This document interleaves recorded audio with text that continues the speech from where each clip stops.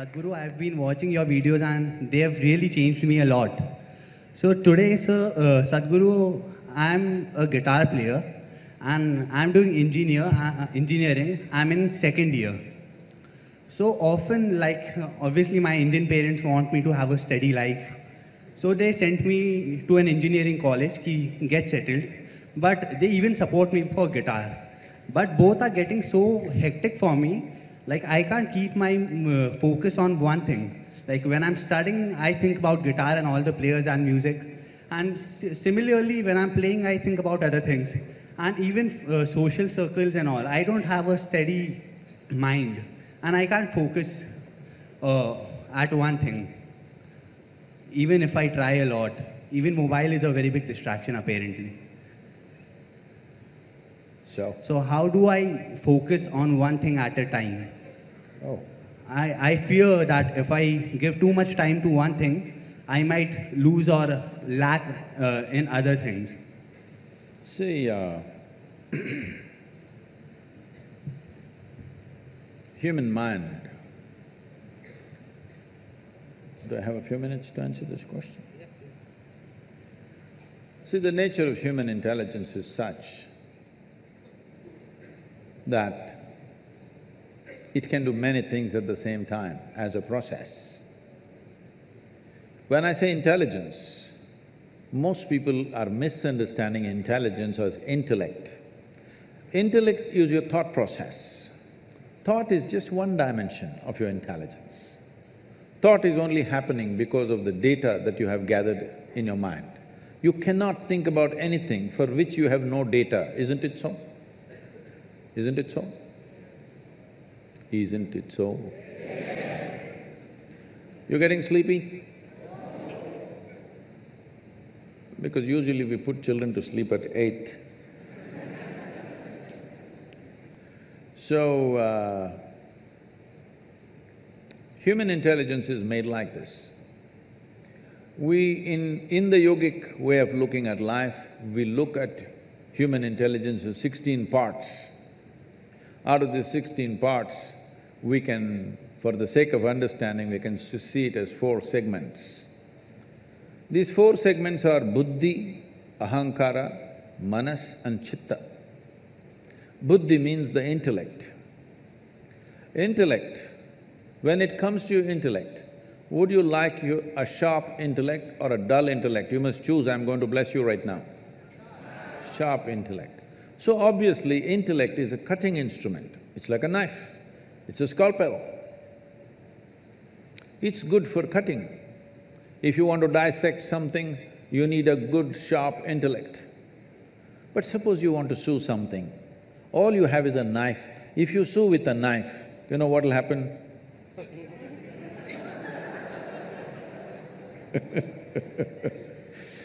You will leave everything in tatters. But right now, this is the way we are going about because our education systems are focused just purely intellectual basis. This is a cutting instrument.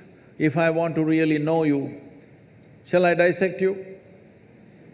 Hello? I want to know you, so shall I dissect you? Well, some of you in your maybe pre-university studies, you dissected a frog and you were very excited how the heart was beating. The frog was not excited, believe me. It was looking at you, what's wrong with you? Yes or no? So, intellect is a certain instrument. It is a cutting instrument. It can be used for certain aspects of life. But unfortunately, we are using it all pervasive because other dimensions of intelligence have not even been touched. The next dimension of intelligence is called identity. The next dimension of the mind is called identity or the ahankara. Identity means, depending upon what you're identified with, that's how your intellect will function. This is a knife in the front, this will always try to protect what you're identified with. You say, I'm a woman, it'll try to protect your gender. You say, I'm an Indian, it'll try to protect your nationality. You say you're some religion, it'll try to protect that. Whatever is your identity, your intellect is always working to protect that identity. So how we establish this identity consciously is a very important part of education which we have completely ignored today, for which we are paying a huge price. In the traditional education, from 0 to 12 is balavastha, that means just to play, eat, sleep. So that the body and the brain should grow till they're 12 years of age, you should not try to teach anything, extract anything. From 12 to 24 is focused learning. This is called as brahmacharya, discipline of how to learn. Learn is not just learning other disciplines, but above all, learning about the nature of my own human mechanism, my intelligence, my different faculties, how they function, because if I don't understand this, I cannot really apply myself into anything. So, we always establish this, you might have heard of this, there is something called as aham brahmasmi at the age of 12. This is taught to a child. Before we initiate a child into education, first he must take a universal identity, that my identity is the larger universe. Maybe today I'm an Indian, maybe today I belong to this religion or that religion, maybe I belong to this caste, clan or whatever, but my larger identity is with the universe, because education was seen as an empowerment. We don't want to empower you when your identity is narrow, because all the crime on the planet, all the corruption on the planet, all the horrendous things that people do to each other is only because of limited identity, isn't it?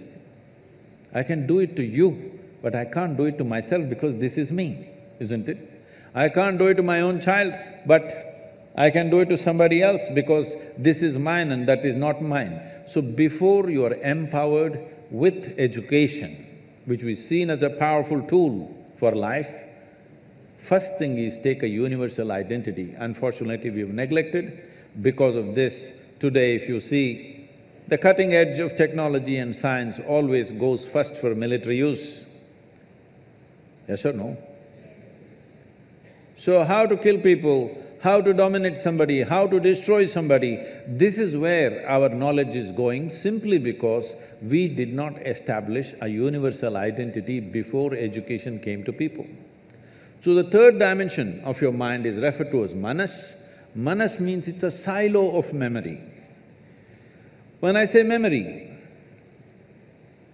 it's not just what you remember, your entire body is memory. There is evolutionary memory here, there is genetic memory here, there is karmic memory here, there is articulate and inarticulate levels of memory, conscious and unconscious levels of memory, various dimensions of memory. We identify 8 different forms of memory. Right now, you may not remember how your great-great-great-grandfather looked like 10 generations ago, but his nose is sitting on your face. Body remembers, yes or no? Body absolutely remembers everything. So this memory is the basis of your intellect.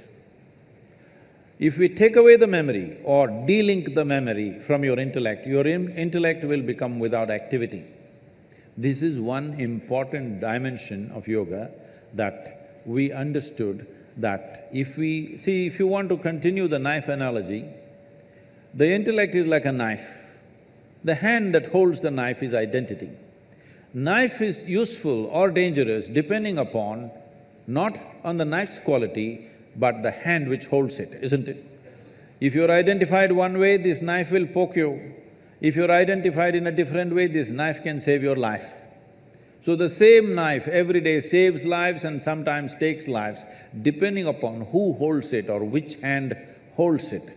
So we de-link the manas with the intellect.